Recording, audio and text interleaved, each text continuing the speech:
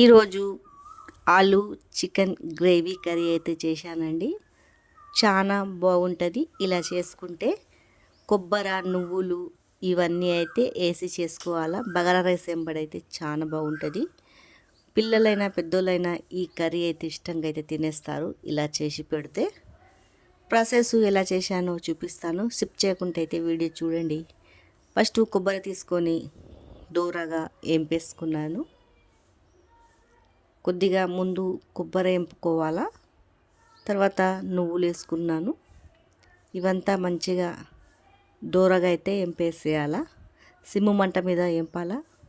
తర్వాత ధనియాలు, కొద్దిగా పట్టా, లవంగ్, ఇలాచీలు వేసుకున్నాను. ఇవంతా మంచిగా దూరగా ఫ్రై చేసేసుకుంటున్నాను. చూడండి, ఇలా అంతా ఎంపేసుకున్నాక పక్కకి తీసి మిక్సీ అయితే పడతాను. తర్వాత ఒక గిన్నె తీసుకొని దాంట్లో ఆయిల్ అయితే వేసేసుకున్నాను. నేనైతే ఒక 2 ఆనియన్ సన్నగా తరిగి అయితే ఫ్రై చేసుకుంటున్నాను. ఇదంతా మంచిగా పచ్చివాసన పోయే వరకు రెడ్గా అయితే ఫ్రై చేసుకోవాలా. బ్రౌన్ కలర్లో అయితే వచ్చేయాలా. ఒక చెంచాడు ఫ్రెష్ అయితే అల్లం వేసుకున్నాను. ఇదంతా పచ్చివాసన పోయే వరకు అయితే ఒక 2 నిమిషాలు బాగా ఎంపేసుకున్నాను. తర్వాత ఒక చెంచాడు పసుపు, మనకు టేస్ట్కి సరిపోయేంత కారము వేసేసుకొని మొత్తము పచ్చివాసన పోయే వరకు అయితే ఫ్రై అయితే చేసేసుకుంటున్నాను. ఒక 2 నిమిషాలు ఇలా ఫ్రై చేసుకుంటే పచ్చివాసన వెళ్ళిపోతుంది. ఈ చికెన్ని మంచిగా కడిగి అయితే దీంట్లో వేసేస్తున్నాను. తర్వాత చెంచా పెట్టి ఈ మొత్తము మసాలాలంతా దీనికి పట్టే వరకు కలుపుకోవాలా. ఒక 2 నిమిషాలు అయితే ఫ్రై అయితే చేయాలా మసాలాలంతా పట్టేలాగా. అప్పుడే దీంట్లో కారం గిట్ల అంతా మంచిగా పడుతుంది. దాంట్లో ఒక 2 పెద్ద పెద్ద ఆలుగడ్డలు అయితే వేసేసుకున్నాను. ఇవి కూడా మంచిగా కలిపేసుకొని 2 నిమిషాలు ఫ్రై కానియాలా. ఇలా అంతా కలిపేసుకొని 2 నిమిషాలు ఫ్రై అయిపోయాక ఒక 2 టమాటాలు అయితే తీసుకున్నాను. నేను సన్నగా అయితే తరిగేసుకున్నాను. టేస్ట్కి సరిపోయేంత ఉప్పు కూడా వేసేసుకున్నాను. మొత్తము మంచిగా కలబెట్టుకున్నాక 2 టమాటాలు, కలేమాకు కూడా వేసుకున్నాను. ఇదంతా మంచిగా కలబెట్టుకోవాలా. కిందికి పైకి అంతా కలబెట్టుకొని ఒక 2 నిమిషాలు అయితే ఉండనియాలా. కొద్దిగా మాగనియాలా.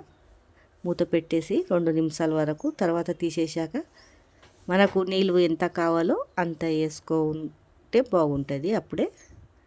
తర్వాత ఇలా నీళ్ళు పోసుకొని మూత అయితే పెట్టేయాలండి. మంచిగా ఉడకనియాల మెత్తగా. చూడండి, మెత్తగా అయితే ఉడికిపోతుంది టమాటాలు గిట్లా. అప్పుడు ఈ కొబ్బరి, నువ్వులు ఇవన్నీ మసాలాలు పేస్ట్ పట్టి దీంట్లో వేసేసుకోవాలా.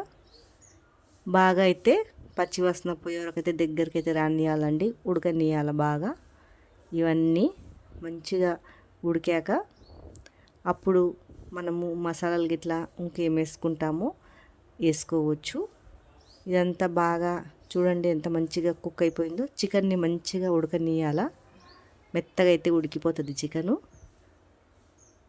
ఇదంతా మంచిగా ఉడికిపోయాక కొద్దిగా గరం మసాలా అయితే వేసేస్తున్నాను. వేసాక ఒక్క 2 నిమిషాలు అయితే గరం మసాలా వేసాక వదిలేయాలండి. వదిలేసాక సన్నగా మనము కొత్తిమీర తరిగి దీంట్లో పైనుంచి వేసుకొని దింపేసుకోవడమే. టేస్టీ అయిన చికెను ఆలు గ్రేవీ కర్రీ అండి. చాలా బాగుంటుంది ఈ కర్రీ. ఈ వీడియో మీకు నచ్చినట్లయితే లైక్ చేయండి, సబ్స్క్రైబ్ చేసి కామెంట్ అయితే చేయండి. ఫుల్ వీడియో అయితే వాచ్ చేసి అయితే చూడండి, సపోర్ట్ చేయండి.